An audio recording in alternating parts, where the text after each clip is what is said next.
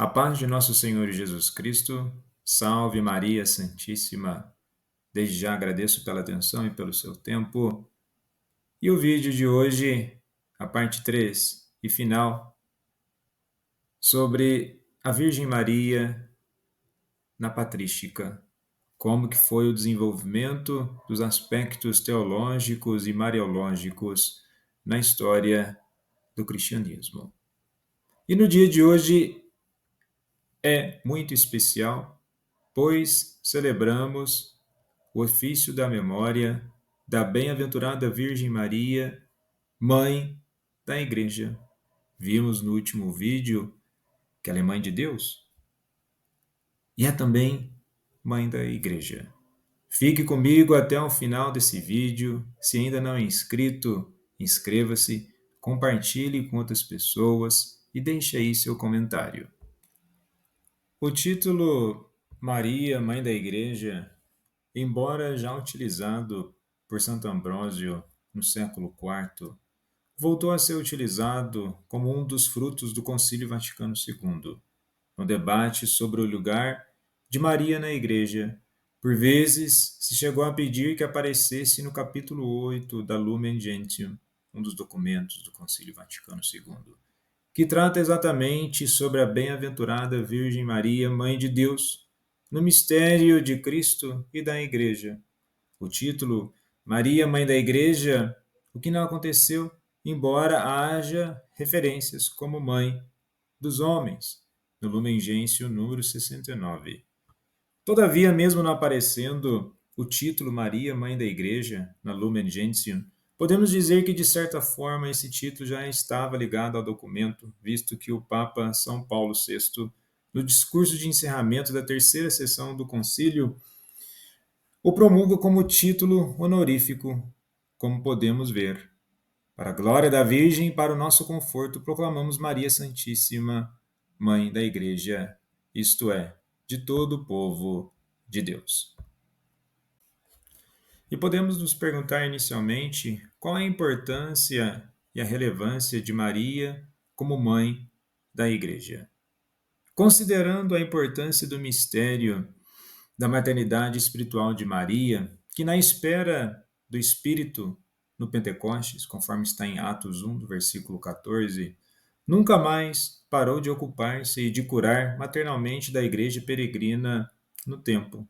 O Papa Francisco estabeleceu que na segunda-feira, depois do Pentecostes, a memória de Maria, mãe da igreja, seja obrigatória para toda a igreja do rito romano.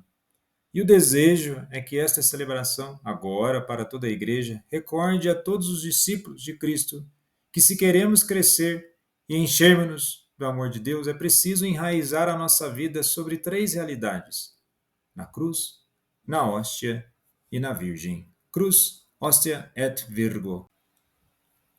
A memória da bem-aventurada Virgem Maria certamente traz a nós uma dimensão da possibilidade da santificação da vida interior, a nossa espiritualidade. Então, com o tema de hoje, o terceiro período da patrística, né, e a Virgem Maria, né, o desenvolvimento ao longo, né, da história, gostaria de chamar a atenção, né, rapidamente para o que já foi visto aqui. O período anti-niceno, ou seja, anti-concílio de Niceia, né, que é até 325 depois de Cristo, né, que é a primeira geração, né, de pais da igreja, que surgiram os primeiros padres apostólicos que orientaram o começo do caminho da igreja na história. E compreendem também entre os escritos, né, do século I ao século IV depois de Cristo. Né, os principais nomes, né, São Policarpo, Santo Inácio de Antioquia, São Justino Marte, né, Santo Irineu e Leão. Temos ali o período niceno, por assim dizer, que é de 325 a 451, né, depois de Cristo, e nesse período surge, né, os primeiros grandes sistemas filosóficos do cristianismo, né, e as principais sistematizações, né, filosóficas e teológicas, né, tanto que é considerado o século de ouro da patrística, pois ocorre ali também a perseguição do Império Romano, a doutrina havia cessado e os grandes teólogos, né, cristãos puderam se dedicar fielmente à composição de obras que dispõem, né, de um grande valor nos dias atuais. E é nesse período que ocorre todos esses desenvolvimentos filosóficos e teológicos que os padres da igreja fizeram valiosas descobertas acerca da fé cristã e constituíram os primeiros dogmas da igreja. E, juntamente com isso, os dogmas marianos. Então, terceiro período, né, da patrística, que é a fase final da patrística, por assim dizer, e é visto a decadência, né, da parte ocidental do Império Romano, e o surgimento e o crescimento do islamismo. A partir desse contexto, toda a obra patrística começou a diminuir até o século VII, e São Gregório Magno, né, foi um papa muito venerado pelas suas grandiosas obras e contribuição do segmento. Mas aqui um rápido cenário aí histórico do desenvolvimento, né, e as fases da patrística. Então, nesse terceiro período, né, como eu já mencionei, as fontes que abordam a figura, né, da Virgem Maria no terceiro período variam, né, de tratados teológicos, escritos, né, de caráter pastoral, escritos apologéticos, homilias, hinos, orações, obras de arte, etc.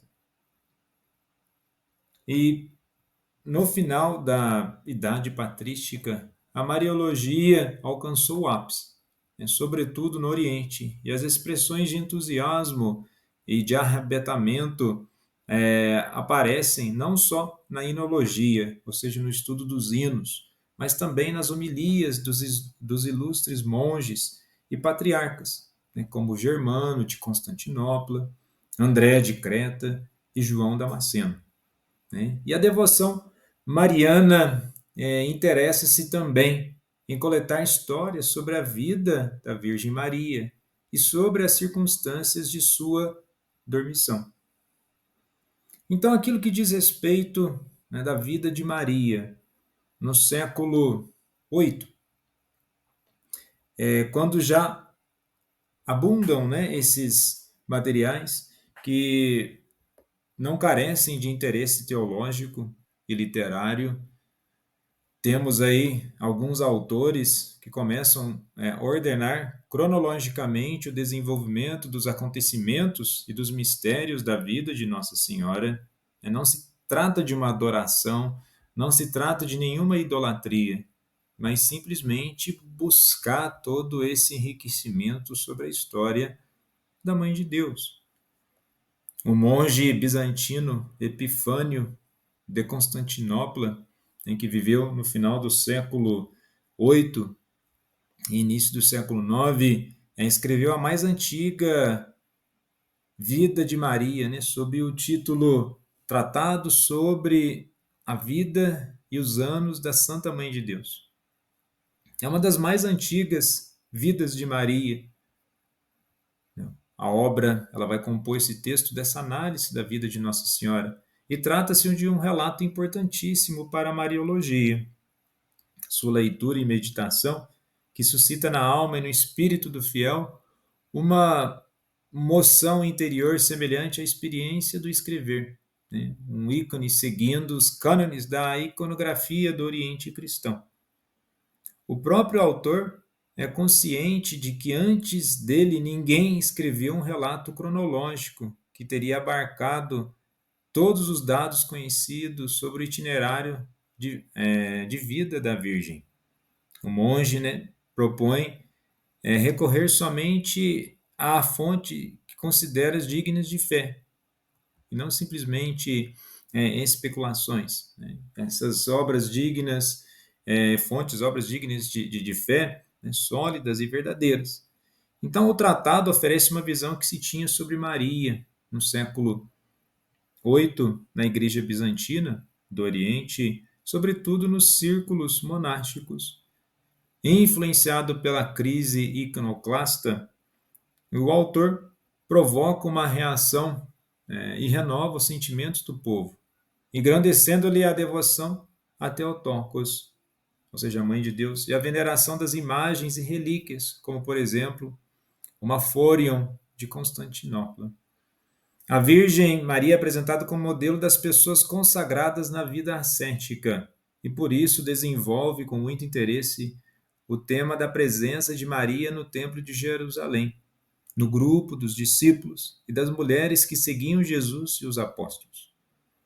É à luz dessa realidade que se torna possível a compreensão da evolução do celibato na Igreja. Merece atenção registrar a importância dada, conforme certas tradições mais antigas, ao vínculo da família de Maria com as famílias sacerdotais que serviam no Templo de Jerusalém. E é interessante essa questão, pois o que muitos acham que simplesmente é o anjo, ele chega lá na onde? Na casa de Maria, fala tudo o que tem que falar, e ela é uma pessoa à parte, distante de Deus, muito pelo contrário.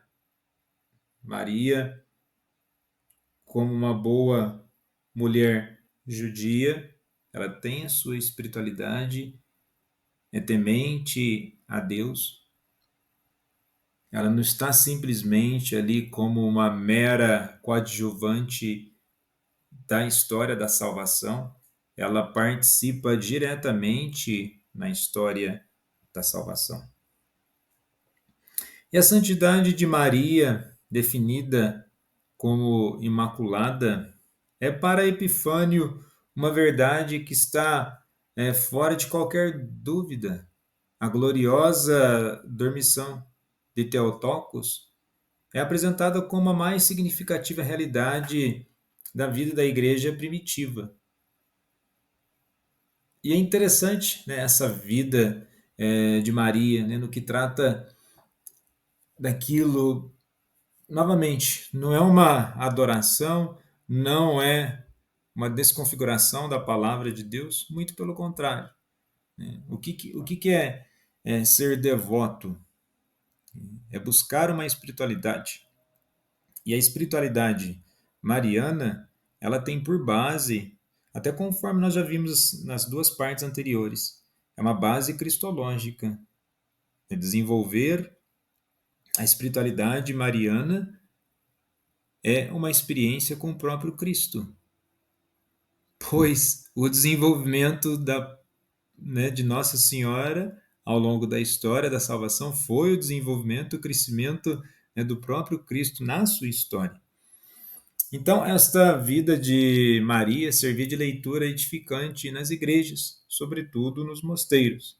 Assim se entende o fato que o código que conservou começa com as palavras da bendição, né, para o leitor, ao Iube Domine Benedictre do rito romano.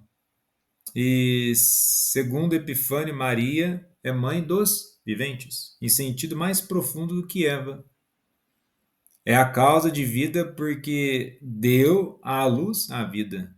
Será que isso não implica extraordinária santidade? É uma pergunta. Veja que interessante.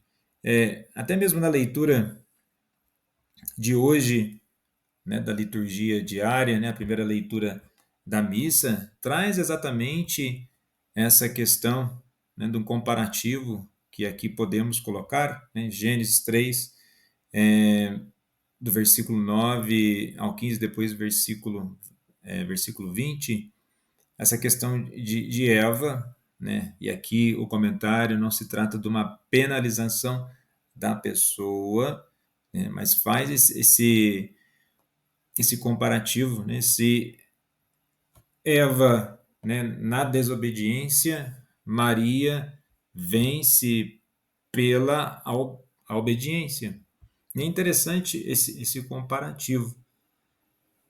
E com isso, novamente a pergunta, né? Será que isso não implica uma extraordinária santidade? E uma das questões levantadas no final, né, da obra, né, traz totalmente esse desenvolvimento, né, dessa espiritualidade. Não é uma espiritualidade, né, desgarrada nesse sentido. E o que eu gostaria de apontar aqui também, né, nessa questão do desenvolvimento, né, da Mariologia, o estudioso Walter Burghardt cita três teólogos, né, da patrística oriental que abordam a questão dessa relação, né, do templo e a purificação de Maria, né, essa relação da própria família, né, de Nossa Senhora, né, São Joaquim de Santana, com o templo, ou seja, existia uma relação já de Nossa Senhora, né, da família com o templo, e depois Nossa Senhora é o próprio templo de Deus. E nesse estudo, quando cita os três teólogos, né, Cirilo de Jerusalém, né, Gregório de Nazianzo e Efrêmio Sírio, né, segundo eles, a santificação e a purificação, né, de Maria evocam uma conexão imediata com o pecado, seja original, seja atual.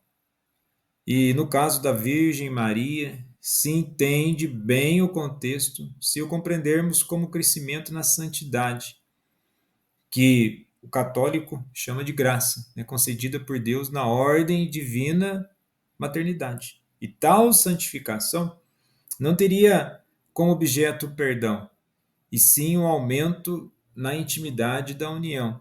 E é interessante isso aqui, essa santificação, né, essa graça, né, ave cheia de graça, não necessariamente com objeto de perdão, mas exatamente no engrandecimento por tal intimidade, né, alcançada por Nossa Senhora. E aqui não se trata de ficar engrandecendo aquilo que não é engrandecido, pois o próprio fato de ter sido escolhida como mãe de Deus já é o engrandecimento. Aí, novamente, não façamos confusão, né, que há líderes religiosos com uma escassez teológica e até mesmo uma limitação, né, de lógica, né, dizendo que Maria não é mãe de Deus.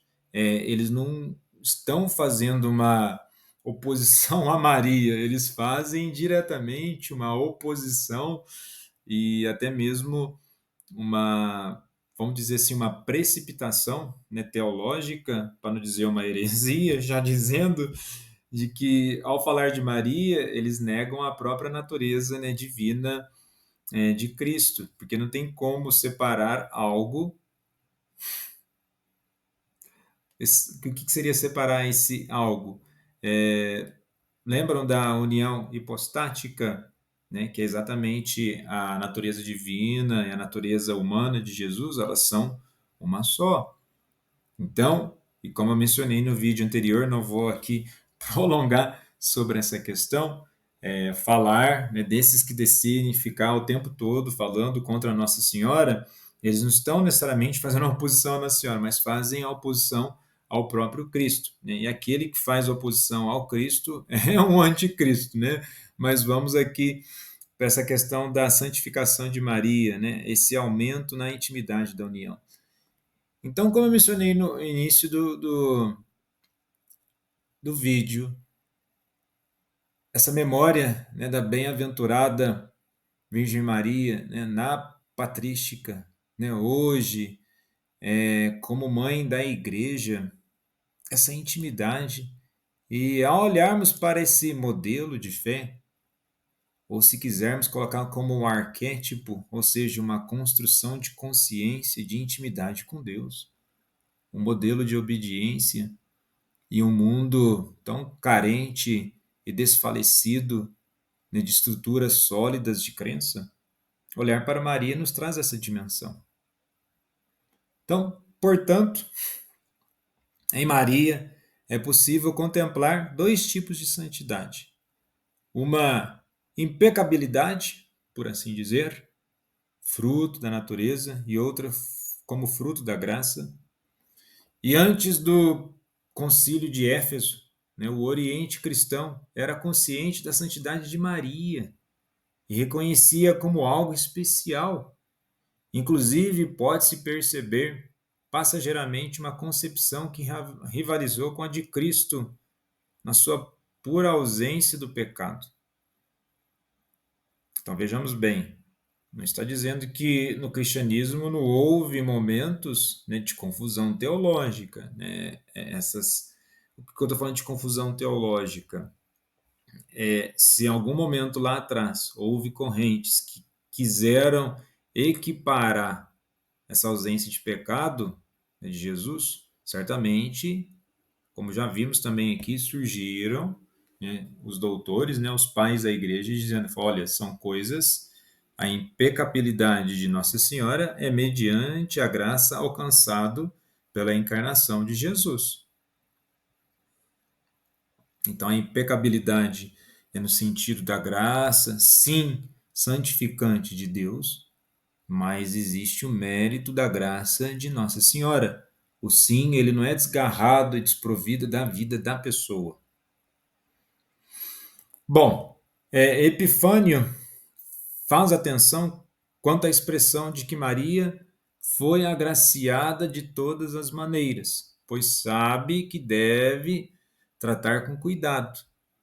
Ele censura os coliridianos que fizeram de Maria uma deusa oferecendo-lhe sacrifícios. Como eu disse, né? Assim como nos dias de hoje pode e acontece muito, pessoas e até mesmo católicos, e aqui não é um tom nem de desprezo e de diminuir a crença e a fé das pessoas, que coloca-se muito Maria em primeiro plano, mas vejamos bem, o primeiro plano sempre é Jesus. Né? Algo muito bonito, né? Quando quem tem experiência de ir ao Santuário Nacional de Aparecida, o centro da Basílica é quem? É Jesus. É o altar, é o crucifixo. É totalmente cristológico. As menções marianas apontam unicamente para o caminho, verdade e vida, que é Cristo, o nosso Senhor. Bom, ao mesmo tempo em que a santidade de Nossa Senhora é fruto da natureza, é também fruto da colaboração com a graça que a faz progredir na intimidade com o Criador. Então vejamos bem, né? Então, se existiam correntes na época que fizeram dela quase que uma deidade, mas aí não é uma postura oficial da igreja, são correntes, assim como tem vários movimentos, como correntes teológicas ou ideológicas da igreja, que tiram o sentido do próprio espírito, né, da espiritualidade mariana. Bom, nessa questão, o que se valoriza? A intimidade de Nossa Senhora com o Criador.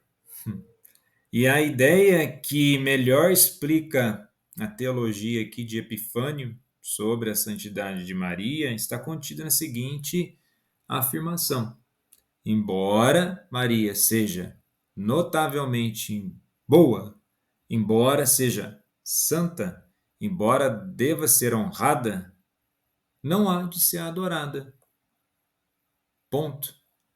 E desde assim, no próprio desenvolvimento, né, mariológico, por assim dizer, é isso. Notavelmente boa, embora seja santa, opa, não se nega a santidade, nossa querida Mãe de Deus, de ser honrada, afinal de contas, é a mãe de nosso Senhor Jesus Cristo, não há de ser adorada. E por isso, como eu mencionei no primeiro vídeo, não existe uma adoração a Nossa Senhora, não existe uma idolatria. Nós não podemos pegar, né, o comportamento de algumas pessoas que, se assim fazem, fazem por equívoco, ou até mesmo fruto, e aqui eu vou utilizar o termo, não é, né, em tom de ataque, fazem muitas vezes num tom de ignorância, né? Maria, novamente, e assim como está nos evangelhos, ela ocupa um plano de segundo lugar. Ela não tem uma centralidade. Isso não diminui o papel dela, muito pelo contrário. Naquilo que precisou ser dito sobre Nossa Senhora na Bíblia, foi bem dito, assim como ela é bem-aventurada. Bom, o que eu queria apontar em relação a isso? Então, se existe algum equívoco acerca do desenvolvimento da espiritualidade mariana, não é por uma determinação oficial da igreja, porque existem os documentos, as orientações pastorais, né? Então, às vezes, se recorre a um erro, não é necessariamente como uma prática oficial. Tá? Então, nós não podemos levar como um conceito de generalização. Bom, de tudo isso, né, falando dessa questão da veneração, da santidade de Nossa Senhora, isso quer mostrar a maneira correta de cultuar a Virgem Maria e os santos, como orienta também São João Damasceno. Aquele que cai aos pés da Mãe de Cristo, Theotokos, certamente mostra a honra a seu Filho. Não há senão um só Deus. Ele é conhecido e adorado na Trindade. É interessante e bonito isso, né? Profundo. Antes de tudo, veneramos aqueles entre os quais Deus descansou. Ele, único santo que mora entre os santos, conforme está em Isaías 57, do versículo 15. Com a Mãe de Deus e de todos os santos. Estes são aqueles que, enquanto possível, tornaram-se semelhantes a Deus com a sua vontade e pela inabitação e ajuda de Deus. São chamados no descanso de Deus. Não por natureza, mas por contingência e por participação do fogo. Diz de fato: sereis santos porque eu sou santo, conforme está em Levítico 19, do versículo 2. Então, toda essa participação, né, da graça que ocorre na vida de Nossa Senhora é uma contingência, assim como nós aspiramos ou devemos aspirar pela santidade, é na contingência, na participação de Deus. E agora aponto nessa parte final para a questão do culto à Virgem Maria. A reflexão sobre a Mariologia encontra sua autêntica expressão na arte sacra, né? A Virgem Maria entrou no repertório da arte cristã como Mãe de Cristo, né? Como tal, ocupa um lugar exclusivo nas cenas da infância, né, do Senhor, né? Todas voltadas para a glorificação de Jesus Cristo, né, de sua encarnação, né, de sua realeza, da universalidade de seu poder. E trata-se, né, de figurações cristológicas. Vocês podem perceber que de muitas imagens que temos de Nossa Senhora, né, seja do período bizantino, até mesmo do desenvolvimento medieval, período pré-renascentista ou do Renascimento, né, trata-se de figurações cristológicas. Você está mostrando o menino Jesus, ou Jesus enquanto um bebê, ele é o centro da própria imagem, ou seja, que ele já tem uma dimensão cristológica. e novamente Maria no segundo plano. E ao colocar em segundo plano, não se diminui a santidade e nem a bem-aventurança. Portanto, não são obras marianas, e sim cristológicas. Então, desde a arte das catacumbas até o triunfo da ortodoxia, né, sobre os iconoclastas, há um progresso do desenvolvimento da iconografia mariana. Não é mariológica, é uma iconografia mariana que tem como centro o Cristo, ou seja, cristológica. Então a Virgem Maria aparece também na representação do milagre de Caná, embora raramente depois junto de Cristo, já nas mais antigas cenas da crucificação, com as piedosas mulheres, né, perto do sepulcro e nas imagens da Ascensão e de Pentecostes. Né. Com o Concílio de Éfeso, né, em 431, e a solene proclamação da partenogênese, né, a iconografia de Nossa Senhora se afasta nitidamente do repertório existente. O que seria essa partenogênese? Né, a Mãe de Deus. Glorificada como Rainha das Virgens, né, a Theotokos, Maria assume entre as figurações um lugar sempre de maior realce, até quando os iconoclastas, liderados pelos imperadores, né, Leão III, Isauro e Constantino V, tentaram derrubar seu culto e acabar com a veneração das imagens.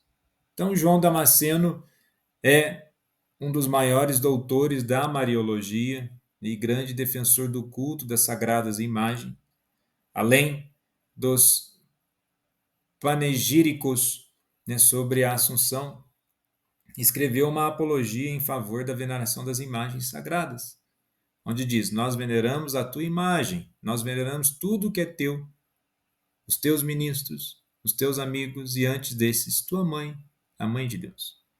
E Damasceno observa, né, como o diabo tolera as práticas da vida espiritual, assim como os elementos utilizados no culto litúrgico, né, luzes, incensos. No entanto, levanta uma tempestade contra as imagens.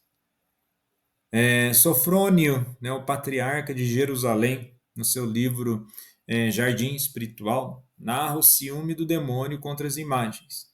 O abade Teodoro Ailiotes, citado por João Damasceno, narra a história, né, de um santo eremita que, incomodado pelo demônio, né, da fornificação, um dia começou a se queixar amargamente, onde ele dizia assim: quando você vai me deixar sozinho?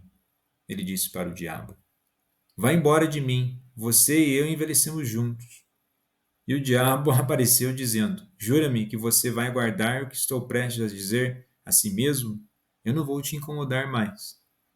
E o velho jurou a ele. Então o diabo disse: não venere mais essa imagem, e eu não vou atormentá-lo. A imagem em questão representava Nossa Senhora, a Santa Mãe de Deus, tendo nos braços o nosso Senhor Jesus Cristo.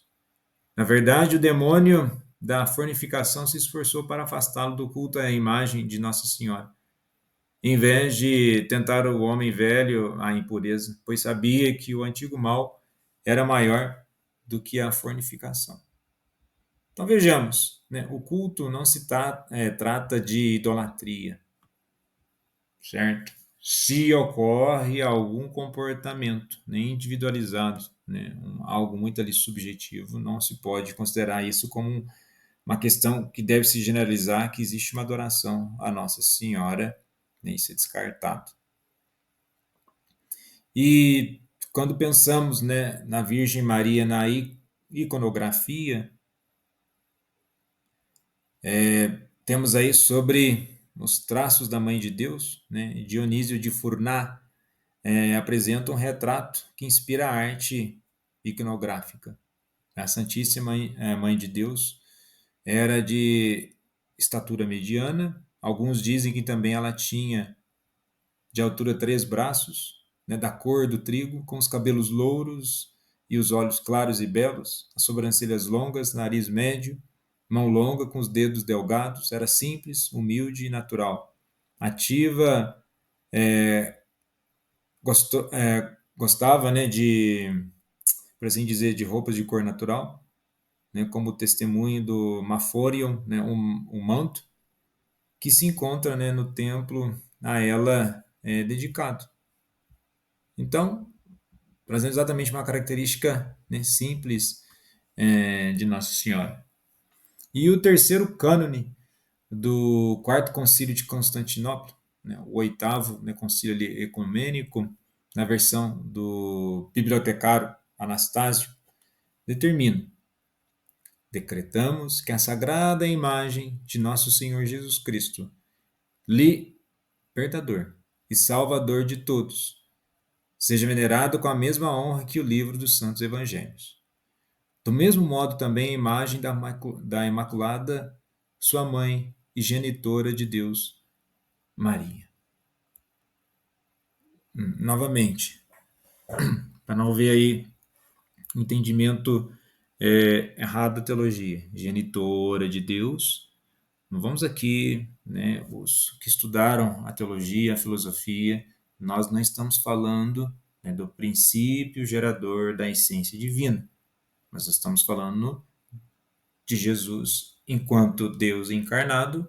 Jesus homem é o Jesus Deus é o Jesus homem. Então, sendo Maria mãe de Jesus, está escrito nos evangelhos, é logo, pela lógica, é mãe de Deus.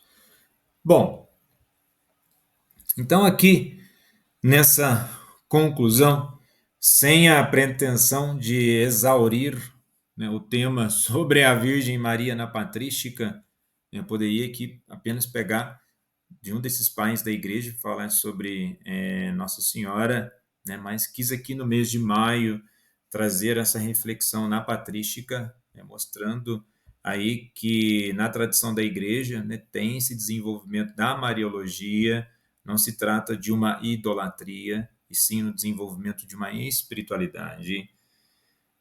A Virgem Maria foi uma mulher, né, contemplativa e ativa na realização do projeto divino para com a humanidade.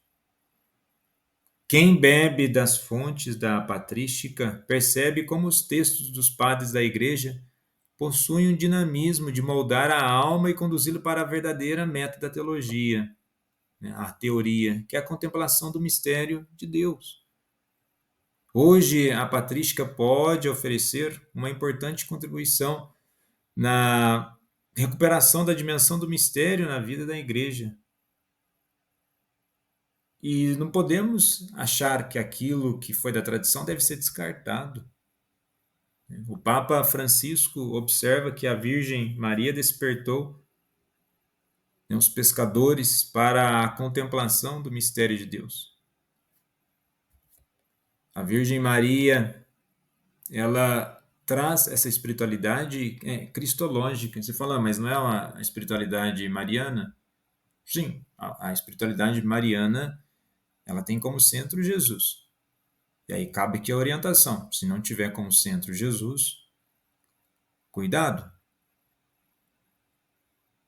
Nossa Senhora, por si próprio, né, por si própria, ela tem o seu mérito de graça, mas ela não é salvadora, certo? Isso nunca foi dito pela igreja. Então, o que devemos pedir, né, na intercessão é sabendo o papel de intercessora, pois se ela intercede a quem? Né? Não é a ela, né? A intercessão, ela é esse canal poderosíssimo de intercessão. Então, os padres da igreja, né, são testemunhas de uma experiência de fé, e sua doutrina tem muito a dizer quem estuda, né, ou ensina teologia. O próprio Papa Francisco, sendo muito mariano, trazendo na simplicidade dos seus dizeres essa dimensão, né, que possamos fecundar a nossa espiritualidade, né, acerca de Nossa Senhora. E ainda nesse mês de maio, saiu agora recentemente o documento, né, que trata das aparições, né, de Nossa Senhora, porque o que acaba acontecendo? né? Se antigamente aconteciam os desvios, até mesmo desvios teológicos, né, de prática, de espiritualidade, que começou a banalizar as aparições e até mesmo utilizar das aparições para atacar a própria igreja, né? Colocando ali Nossa Senhora como uma imagem, como se fosse um escudo, então não pode falar, a pessoa tem a experiência particular dela, dizendo que ela vê, né? Então só ela vê, então só porque ela vê, ela merece todo respeito. E onde que fica, né, a questão teológica, a dimensão do próprio ensinamento, e de muitas vezes, você pode perceber, né, diz que vai fazer uma catequese em algumas dessas aparições, basta ver a mensagem, não tem elementos bíblicos, não tem elementos catequéticos, né, oriundos do catecismo da Igreja Católica, né, não está muito em concordância, muitas vezes, com a tradição, né? Surge aí uma fenomenologia de milagres, mas isso necessariamente não quer dizer que é uma aparição, um evento sobrenatural. Então tem toda uma cautela, né? E a cautela, né, dos padres da igreja, que a própria patrística trouxe em cuidado, né, com a honra e o desenvolvimento da espiritualidade mariana. Agradeço imensamente pela atenção, né, nesses 3 vídeos, né, da Virgem Maria na patrística. Certamente teremos mais temas sobre Nossa Senhora, né? Deixe aí seu comentário, né, sobre sugestões de temas. Paz e bem, né, que a Virgem Santíssima possa interceder, né, por cada um, né, que acompanha, que ela continue intercedendo, né, pela vida, né, de todos, né, de todos os sacerdotes, religiosos e todo o povo de Deus.